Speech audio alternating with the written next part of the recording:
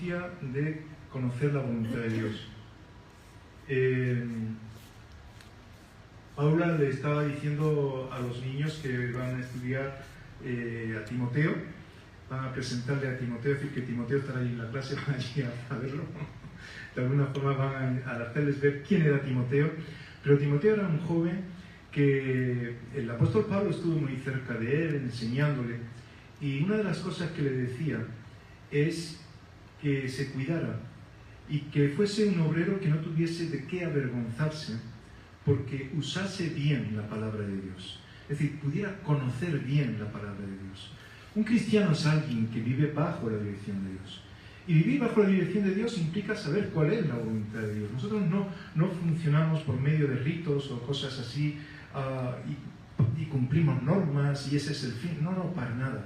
Nosotros como cristianos tenemos que seguir a Cristo. Y seguir a Cristo significa hacer su voluntad. ¿Cuál es la voluntad de Dios para nuestras vidas? Evidentemente la Biblia nos habla de ello, y la Biblia, que es palabra de Dios, que es viva y que es eficaz y que nos muestra de forma personal también aquello que es necesario, porque a veces podemos decir, mira, la palabra de Dios me está enseñando que yo tengo que amar a mi prójimo, pero esa palabra que es viva, a lo mejor le puede decir a David, permíteme David que te ponga como ejemplo, le puede decir, David, tienes que amar a tu prójimo, y tú sabes que tu prójimo es fulanito, tú sabes lo que pasó ayer con él, lo que ocurrió, no lo desprecies, tú no sabes todo lo que hay detrás de él, ámale. Es diferente, ¿verdad? La palabra dice que tenemos que hablar a nuestro prójimo, pero de forma concreta Dios, el Espíritu Santo, usa esa palabra, nos habla a nosotros para guiarnos a toda verdad conforme a lo que nosotros necesitamos hacer. Hay un salmo, que es el que vamos a leer ahora, y os voy a pedir que lo leamos juntos de forma antifonal. Vosotros vais a leer una parte y yo otra, y como voy a leer otra voy a utilizar la pantalla y ponerme las gafas. Estas son más bien de cerca, bueno, pues voy a mirar aquí para que utilicemos la misma versión. Yo voy a empezar leyendo la parte azul y vosotros la roja. Recordamos que los salmos es algo que ya el otro día enseñamos. Cuando leemos una lectura que es un poema hebreo, como es un salmo, como son los salmos, tiene versos, y los versos no son los versículos 1, 2, 3, sino que vamos a leer cada uno un verso, y en un versículo puede haber varios versos. Entonces yo voy a leer el primero, que está en azul, y vosotros seguid con voz alta y clara leyendo el rojo. ¿Sí? ¿Tenemos? Bueno, pues empiezo yo. Dios, Dios mío, eres tú. De madrugada te buscaré. Mi alma tiene sed de ti, mi carne te anhela. En tierra seca y árida donde no hay aguas. Para ver tu poder y tu gloria. Así como he llegado en esa gloria. Porque mejor es tu misericordia que la vida. Mis labios te alabarán. Así te bendeciré en mi vida. En tu nombre alzaré mis manos. Como de meollo y de grosura será saciada mi alma. Y con labios de júbilo te alabarán. Cuando me acuerde de ti en mi lecho, Cuando medite en ti en la magia de la noche. porque has sido mi socorro, Y así en la sombra de tus alas me regocijaré. está mi alma pegada a ti. Tu diestra me ha sostenido. Pero los que para destrucción buscaron mi alma, Caerán en los sitios bajos de la tierra. los destruirán a filo de espada. Serán porción de los chacales. Pero el rey se alegrará en Dios. Será alabado cualquiera que jura por él. Todos juntos. Porque la boca de los que hablan mentira será cerrada. Bueno, aquí tenemos, no sé si habéis dado cuenta, y esta es una forma de hacer la poesía hebrea, hay como un tipo de declaración con una consecuencia, declaración, consecuencia, ¿no? Cuando me acuerde de ti en mi lecho, cuando medite en ti la vigilia de la noche. Hay una declaración de que me lleva a meditar, habla de socorro y implica cómo ese socorro tiene unos hechos concretos, es una forma de la poesía hebrea. Pero aquí lo que está compuesto, lo que Dios nos ha dado por medio del rey David, porque este es un salmo de David cuando estaba en el desierto siendo perseguido. Aquí David recibe esta palabra que lo compone, lo arregla con música para que lo podamos recibir todos los creyentes a lo largo de la historia, y nos muestra una verdad, que Dios está en medio del desierto.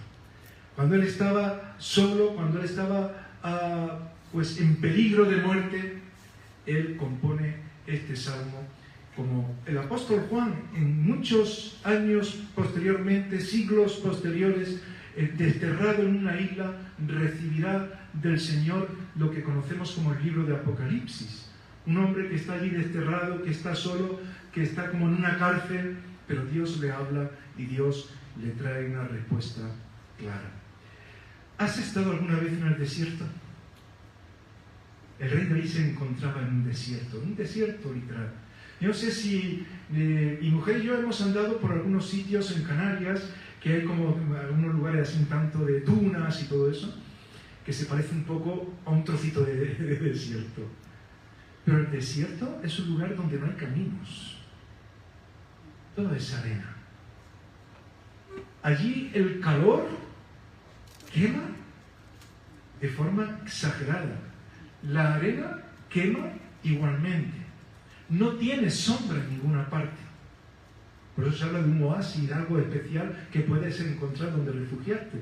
Pero el desierto es un lugar donde la temperatura te abrasa, donde no hay caminos definidos, donde uno se puede sentir desolado si no sabe por dónde tirar. Yo creo que Miguel hizo la mili por ahí cerca del desierto también de Sara, porque eso te quedaba muy lejos. Que había compañeros de la mili que decían, cuando algunos eran destinados a estos sitios, que se asustaban, porque cuando iban a dormir escuchaban explosiones y eran piedras que se enfriaban por la noche. Después del calor, eso es muy propio en sitios desérticos, se calientan mucho las piedras y luego al contraerse pues crujen y hacen ruidos muy raros. Es un lugar de desolación, podríamos decir.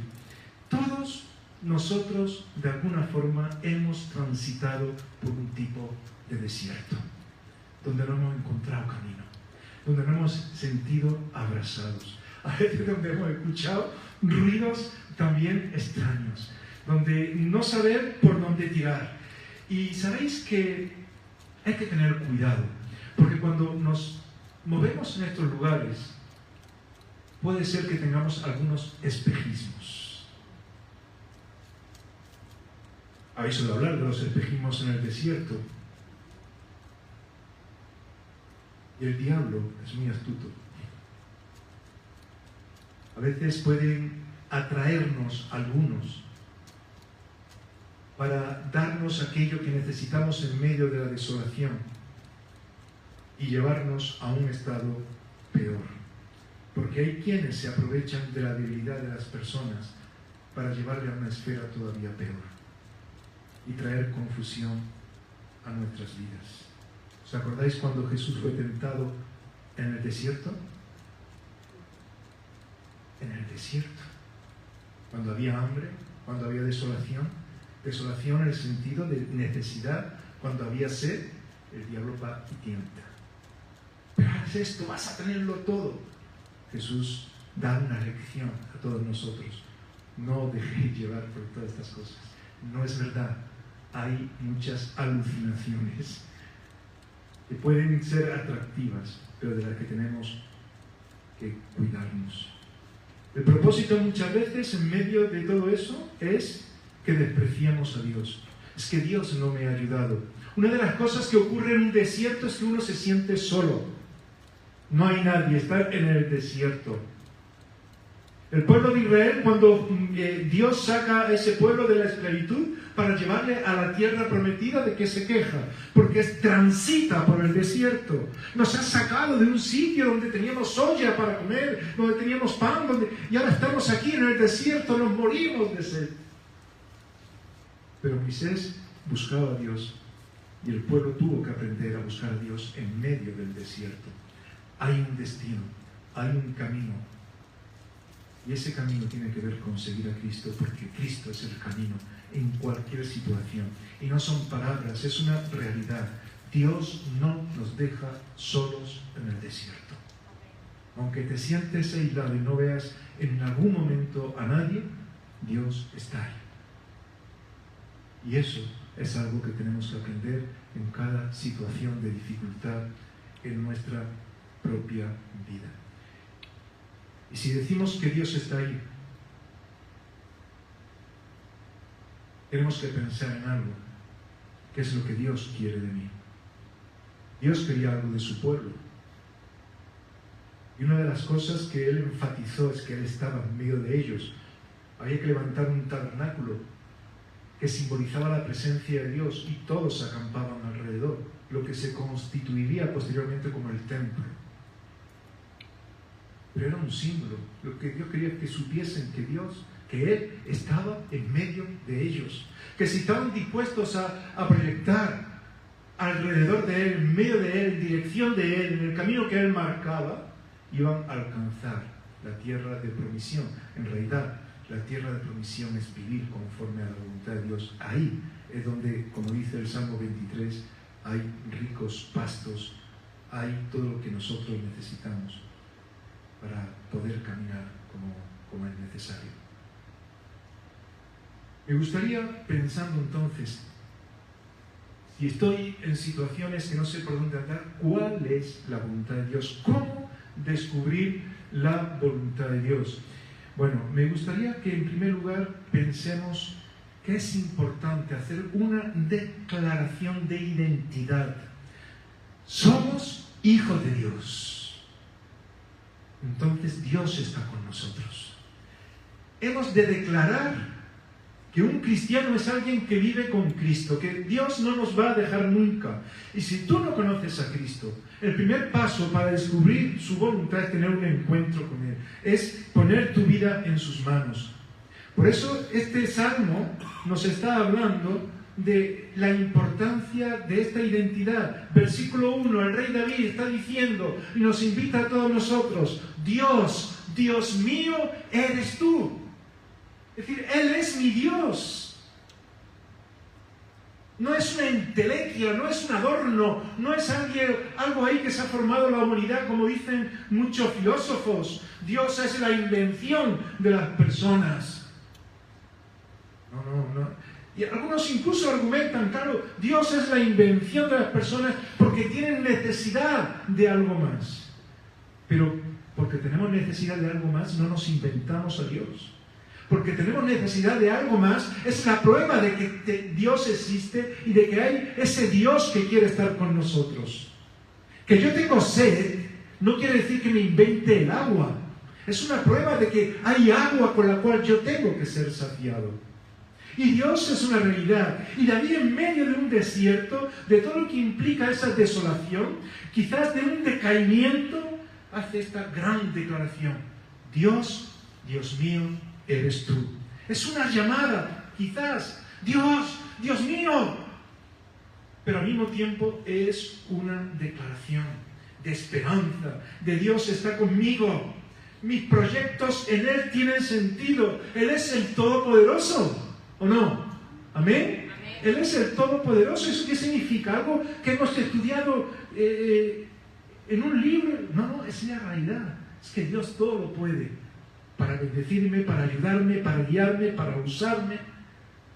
Y Él, cuando nosotros estamos dispuestos a declarar esto, nos muestra su voluntad. Dios, Dios mío, eres tú. Eres tú. David está hablando de alguien en concreto. No es un Dios así general, de una energía. Hay una energía por ahí. A veces hoy los jóvenes hablan mucho de esto, que hay una buena energía, ¿no? ¿Está la corriente o qué? metió las manos en un enchufe. No es eso exactamente. Claro que hay poder en el Señor y hay un buen poder de ti y de que nos sintamos bien. Pero no es una energía, es alguien que se identifica, que es Padre, que es Hijo, que es Espíritu Santo. Dios mío, eres tú, no hay otro. Por eso el Salmo 37, en el versículo 5, dice: encomienda a Jehová tu camino. ¿Y qué? Y confía en Él. ¿Y qué pasará? Que Él, ¿qué? Hará. Y Él hará. Así vamos a descubrir cuál es la voluntad de Dios, sabiendo que hay un Dios personal, que es mi Salvador, que es ese Señor al que amamos, que nos ama, que ha dado a Jesús por nosotros. Dios no es una religión. Dios mío, eres tú. No es una religión, no es un sustituto, no son unas normas, no es lo que yo pueda hacer, es Dios obrando en mi vida. Es vivir en Cristo. Por eso cuando muchos no sabían y ponían en duda la realidad de Cristo, algunos decían: ¿quién es este? Pues este es el hijo del carpintero de José y María, el de Nazaret. ¿Pero de Nazaret ha salido algo bueno? ¿Cómo puede ser este el Hijo de Dios? ¿Cómo puede ser este el Mesías? Que significa el que viene a salvarnos. ¿Pero quién es este? Y algunos decían: bueno, será un profeta, el profeta Elías, que ha resucitado.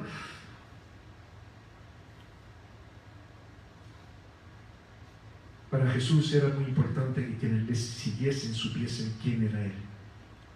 Por eso le preguntaba a sus discípulos: ¿vosotros quiénes decís que soy yo? Tú eres el Cristo. Tú eres el Hijo del Dios viviente, dijo Pedro. Y Jesús dijo: sobre esto que yo voy a edificar mi iglesia, tenéis que creer que yo soy el Cristo. Identidad. Y Dios va a revelar lo que tiene para cada uno de nosotros. Por eso Jesús nos dice en medio muchas veces de un desierto: yo soy el camino, la verdad y la vida. Aprende esto y apréndelo en la práctica. Que no es una teoría, en la práctica. Es que no sé, estoy fatal, no sé por dónde tirar. Yo soy el camino. Confía en Él.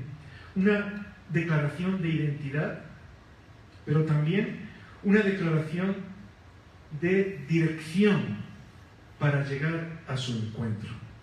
Y me explico. Es importante que no vayamos deambulando, yendo simplemente por los sitios, por esos espejismos, por donde nos tira uno o donde nos tira otro. Es importante echar raíces en las cosas de Dios. Cuando es uno hijo de Dios, es hijo de Dios.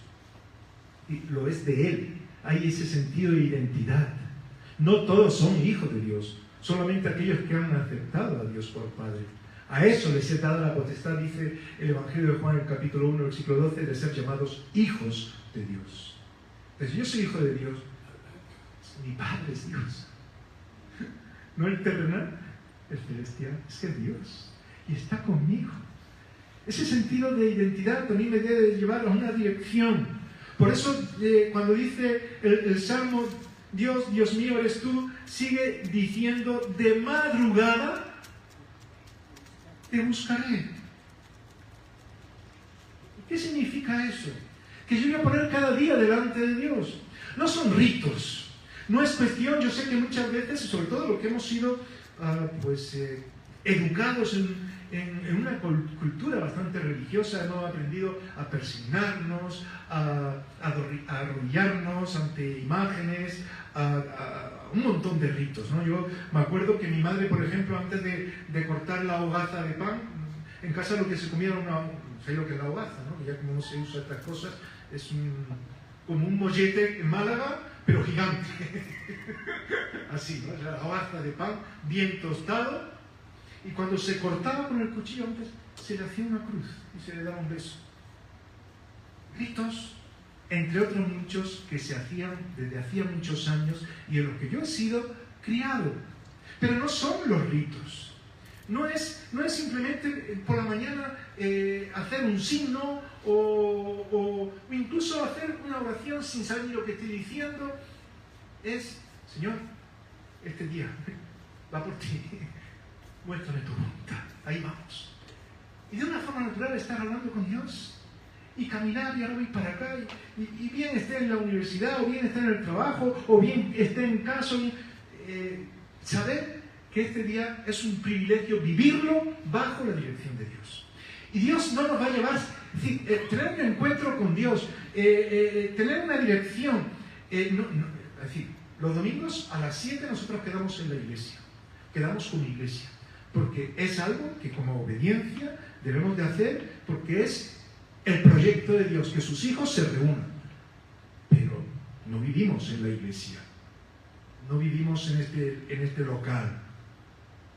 La iglesia somos los que hemos aceptado a Cristo y hemos asumido la responsabilidad de seguirle, y como hijos suyos le servimos. Esa es la iglesia que se reúne y como disciplina, sí, como una iglesia local, tiene proyectos. Pero para tener un encuentro con Dios, no tienes que venir a la iglesia. Claro que en la iglesia se tiene, pero tiene que ser en el día a día. Es que Dios no está aquí en la iglesia y me voy, lo dejo aquí en la iglesia y me voy sin él, ¿no? Como muchos dicen, deja los problemas en la puerta y tal, vente aquí, entra y luego vete otra vez con los problemas. No, es que ese no es eso. El santuario, ¿cuál es el santuario? Los hijos de Dios, que somos los santos. Eso mucha gente no lo entiende. Un poco bonito es para que sea el santo. Le veo de todo menos aureola. Pero es que no es eso el sentido de santidad, es el sentido de saber que estoy siguiendo a Cristo. Mirad, es marcar la dirección de saber hacia dónde voy. Dios no quiere simplemente que estemos con cuestiones ¿qué digo yo? De estar aislados, a veces tenemos que aislarme, entrar en la habitación, tener un tiempo tranquilo, orar, claro que sí, leer la palabra, claro que sí. Tenemos que desarrollar los ministerios que Dios nos ha dado en su iglesia, claro que sí. Pero la vida, en definitiva, es relacionarnos con los demás, desarrollar todo lo que Dios nos ha dado, tener amigos, poder trabajar para poder tener un sustento, pero todo eso guiado y hecho para la gloria de Dios. Donde mis amigos, mis amistades, mis compañeros de trabajo, de estudio, puedan ver que hay un Dios que nos ama y que ama a los demás.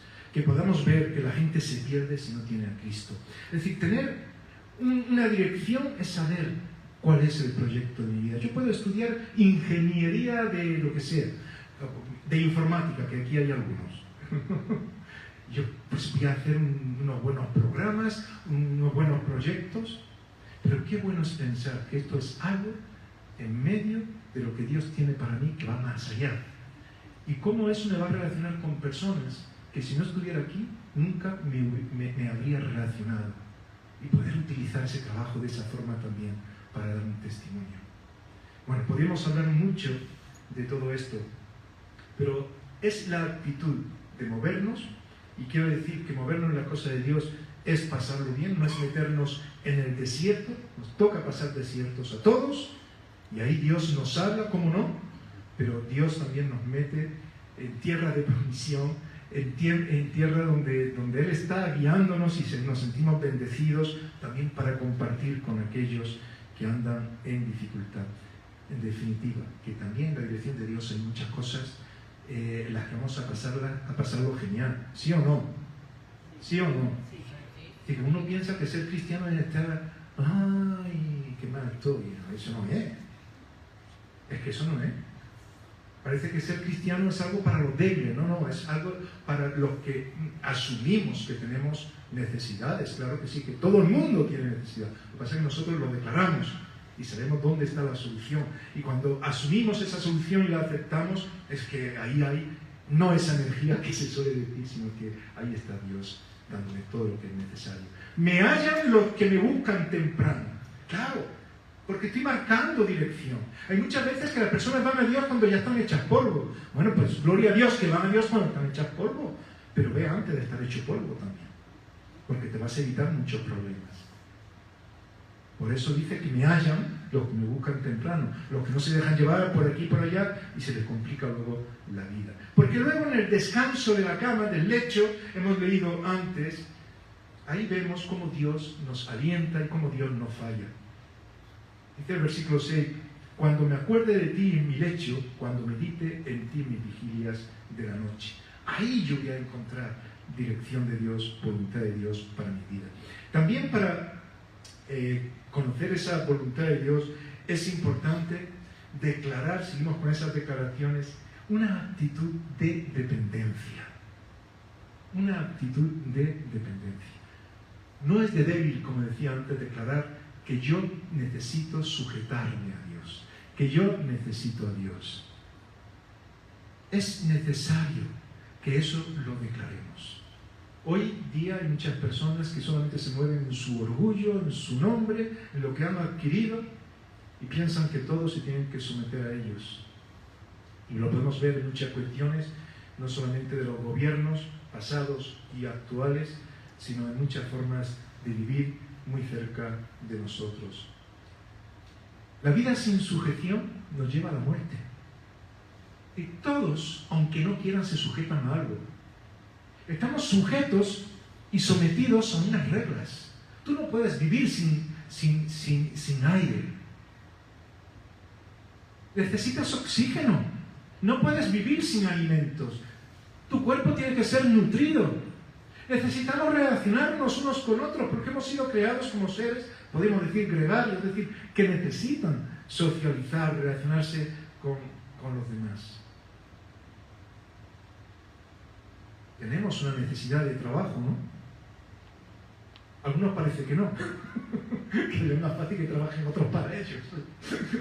Pero eso es algo desenfocado. Necesitamos trabajar en este tiempo y en este mundo donde nos ha tocado vivir.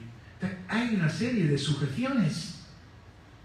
Pero la sujeción más importante, que de forma absurda la gente dice que para qué, que son de débiles, es la sujeción a Dios. Si yo me sujeto a un trabajo, a unas normas incluso armónicas de la naturaleza, donde hay animales, donde hay plantas, donde todo tiene que ser cuidado, donde tenemos que cuidar unos recursos para poder subsistir, ¿qué menos que decir que yo necesito a Dios en mi vida?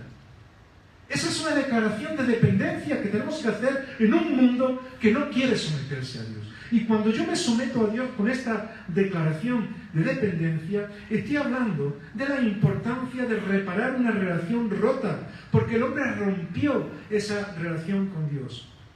Y el Hijo de Dios tiene que hablar de esa restauración que hay en Cristo, que nos hace ver un horizonte distinto.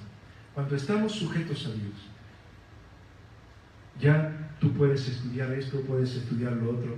El planteamiento no va a ser simplemente que todas esas cosas se valoran, en qué voy a poder trabajar luego cuando yo estudie en esto, cuánto voy a ganar, si voy a poder conseguir una casa adecuada, que no me lleve toda la vida a estar pagando y sufriendo la hipoteca y todas estas cosas, sino que el planteamiento va a ir más allá de todo eso, porque va a haber un horizonte donde Dios me va a mostrar su voluntad para ser el arquitecto, para ser el carpintero, para ser el albañil, para ser el cocinero, para hacer lo que sea de la mejor manera, porque Dios nos dará esa perspectiva en la que conoceremos su voluntad y podremos disfrutar de forma armónica de lo que Dios tiene para nosotros.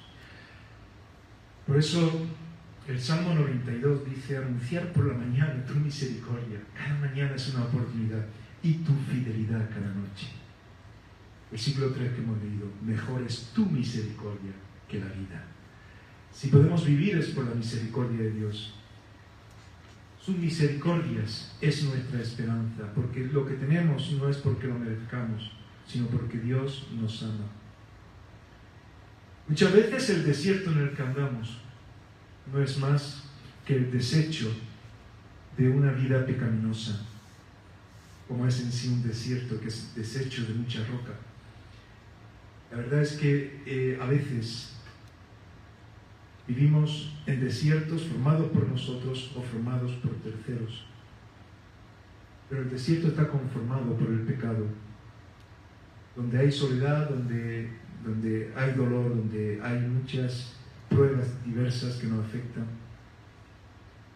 Pero en medio del desierto y del pecado, Cristo es la mayor expresión de misericordia. Por eso tenemos que someternos a Dios. No en nuestros méritos, porque decir, mira, yo llego a un acuerdo contigo. No. Dios nos dice que ya es un pacto de gracia. Y cuando tomamos el pan y el vino es algo que recordamos. este es mi cuerpo, esta es mi sangre, estoy entregando mi vida por vosotros. El pacto es que tú me aceptes como Señor. Que tú me aceptes como Señor. Y sirve, porque ahí va a estar la vida. Ahí va a estar mostrada mi voluntad para que tú andes en medio del desierto de este mundo donde hay tanta necesidad. Y por último, y termino, para conocer la voluntad de Dios, además de hacer una declaración de dependencia, hay que hacer una declaración de salvación en medio de la dificultad. En tierra seca y árida, donde aguas no hay, dice la Escritura, ahí mi Dios obra. ¿Cómo? Donde no hay agua, ¿me va a quitar la sed? Pues eso es lo que nos enseña. Mi alma tiene sed de ti, mi carne te anhela en tierra seca y árida, donde aguas no hay, para ver tu poder, para ver tu gloria. Y así podemos leer otros muchos textos. Versículo 7, porque has sido mi socorro, y así en la sombra de tus alas me regocijaré. Cuando hay ese problema que nos afecta, que nos abraza, Dios es sombra y frescura para nuestras vidas, nos restaura, nos da una nueva oportunidad, nos muestra cuál es su voluntad en medio de esa situación. Por eso yo quería dejar con vosotros que este salmo muestra. ¿Quieres conocer la voluntad de Dios? Apégate a Dios. Busca a Dios. Declara que Él es tu Dios, y si no lo es, deja que lo sea. Que sea tu Dios. Empieza a identificarte como cristiano. Si no te has bautizado, bautízate. Y después de bautizarte, que la gente sepa que eres un hijo de Dios, que amas a Dios, que necesitas a Dios, que tu alma tiene sed de ese Dios y tienes que saciarte en Él igual que este mundo lo necesita.